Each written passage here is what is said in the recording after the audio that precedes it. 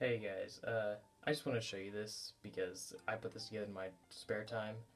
Um, it was my attempt at remaking the preliminary image of Umarak the Destroyer. If you haven't seen the images, they'll probably be linked in the description. Um, but before I even go on to how I built this thing and what I could tell was what and what wasn't, um, I should say that all the transparent parts should be trans light. No, no, trans yellow. Um, they just only two trans yellow pieces that exist for CCBS came on Waspix from Savage Planet, and those don't even match up with any of these. So here we go. Okay, so first let's start with the leg. I guess we'll go from the bottom up. Toes, self-explanatory. Foot was pretty obvious, though it did look like a different foot. Um, Front of the leg, just that was very shown. There was no secrets about that. Spike placement was actually a little bit difficult because of the way the picture was taken, but I could see it. Um, this piece back here, I believe, should be trans yellow, but doesn't exist, and I don't even know if this piece should actually be back here, but that just looks like the most plausible explanation. Um, Upper leg, really simple, just a normal bone and CCBS pad. Yeah, I think that's all for the leg.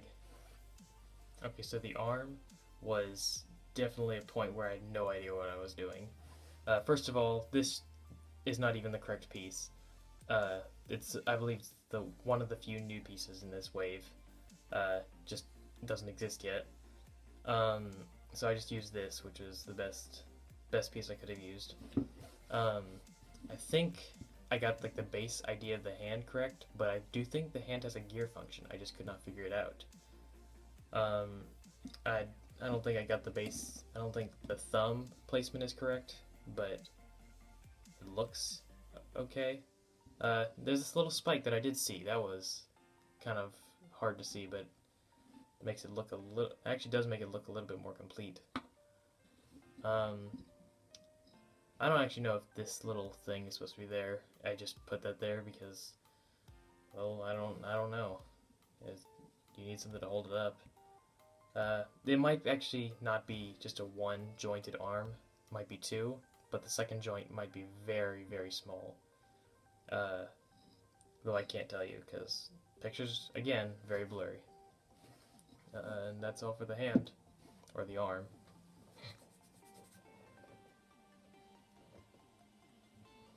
Okay, so now onto the torso. First of all, does use the 2016 swivel hip torso piece as the base frame. Um, we get a trans yellow skeleton piece for the torso, along with a uh, black large chest plate. I don't really know what the name is. Still got the Umarak shoulder thing happening. Still Umarak though, so that makes sense. Up here we have I guess just a piece to make it look more connected. That was actually very hard for me to figure out how that was put on, surprisingly. Back here we still have the chain. It's hard to see in the picture, but it is there. I don't actually know what covers up the back since we have no picture of the back, so I just put a piece there to make it covered up. That's probably not what's there though. Also, the torso inner build, definitely not what the actual thing is going to be, but this is actually a little bit close, I believe. Also, I did notice that this is probably how the torso is going to stack. It's a 2016 torso, also with alongside the largest torso size for the CCBS normal stuff. I don't know if that's actually what's going to be, but that is the most reasonable thing I could find. It also in the picture does look like that. So yeah, that is the torso. Then onto the head. Alright, so here's the head. Or it's not really the head. This is just the closest thing I could make to it. Really the entire point of this is what I believe the how the horns are connected. This may not be the same exact head connection that we've been using for the rest of the 2016 sets, but I think it's probably the one that works the best, or that we're gonna have. This is what I saw of the horns. It was the 5 angle.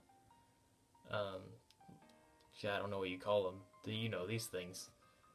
Not the ones that are actually used on Umarak's horns previously. So yeah, that's that. Nothing really to show there. All right, so that's my attempt at remaking the Umarak the Destroyer set so far. It might not even be a set, but there's very good evidence that it is. I if this turns out to be anything like what I've just shown you, I would buy the set just immediately.